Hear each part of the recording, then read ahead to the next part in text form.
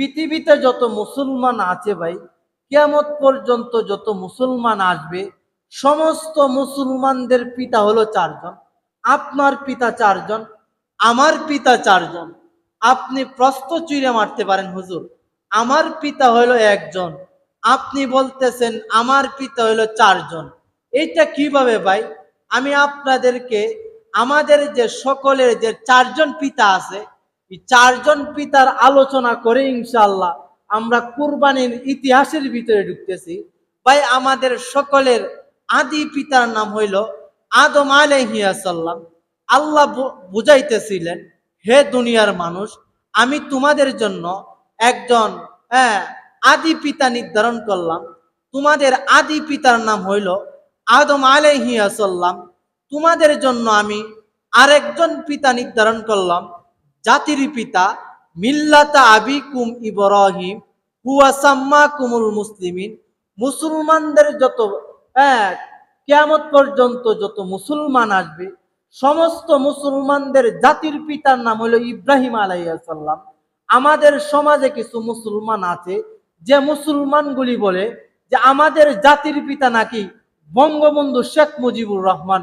আল্লাহ পবিত্র কোরআনের মধ্যে বলেন, মিল্লাতা আবিকুম ইব্রাহিম হুয়া সাম্মাকুমুল মুসলিমিন, যে হে মুসলমানগণ, কিয়ামত পর্যন্ত যত মুসলমান আসবে, সমস্ত মুসলমানদের জন্য আমি পিতা নির্ধারণ করে দিলাম চারজন। 2 নাম্বার পিতার নাম হইল জাতির পিতা ইব্রাহিম আলাইহিস সালাম।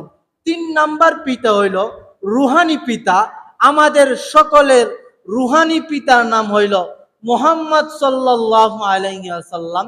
এই গেল 3 নাম্বার পিতা।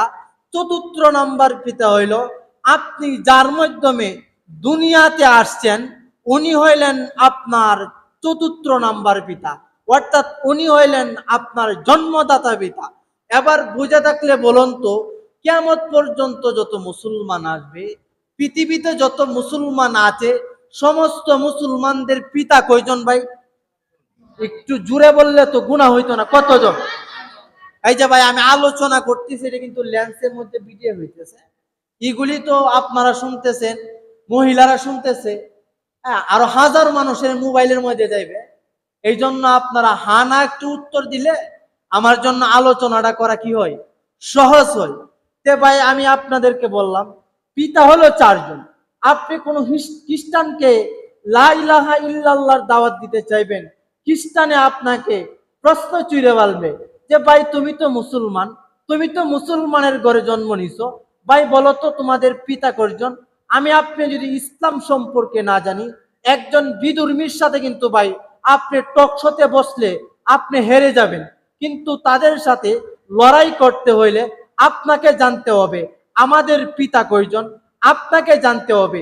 ভাই আমি জান্নাত জান্নাত করি, জান্নাত তো 8টা, জান্নাতুল ফিরদাউস, জান্নাতুন নাঈম, জান্নাতুল মাওয়া, দারুস সালাম, দারুল কারার, ইল্লিয়িন।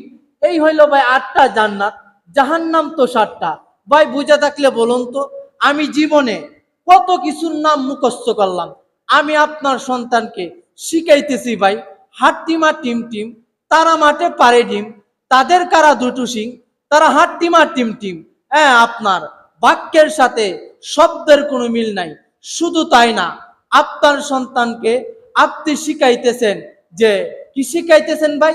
ওই দেখা যায় তাল গাছ, ওই আমাদের গা, ওইখানেতে বাস করে কানাবুবি চাষ। কানাবুবি চাষ কি পান্তা আমি চাই না, একটা যদি পাই অমনে ধরে গাপুস গুপুস খাই। আপনি আরেকবার আর কোন জিনিস বিনা অনুমতিতে পাইলে গাপুস গুপুস খাইবেন? আপনার সন্তানদের তো গাপুস গুপুস খাওয়া শিখাইতেছেন। আপনার প্রয়োজন ছিল আপনার সন্তানকে ইসলামী শিক্ষায় শিক্ষিত করা। কারণ ভাই আপনার সন্তান যদি ইসলামী শিক্ষায় শিক্ষিত না হয়, আপনার সন্তান সামনে কুরবানি আসতেছে, আপনার সন্তান কিন্তু ভাই কুরবানির ইতিহাস জানবে না। আমি আপনাদেরকে বুঝাইতেছিলাম যে কুরবানি এটা কোন জামানার জিনিস, কুরবানি এটা কোথায় থেকে আসে। আমাদের সকলের পিতা, পিতা কয়জন ভাই? আর একটু জুড়ে বলেন কয়জন? আমাদের সকলের পিতা আদম আলাইহিস সালাম যখন জান্নাতে কাই ঘুরে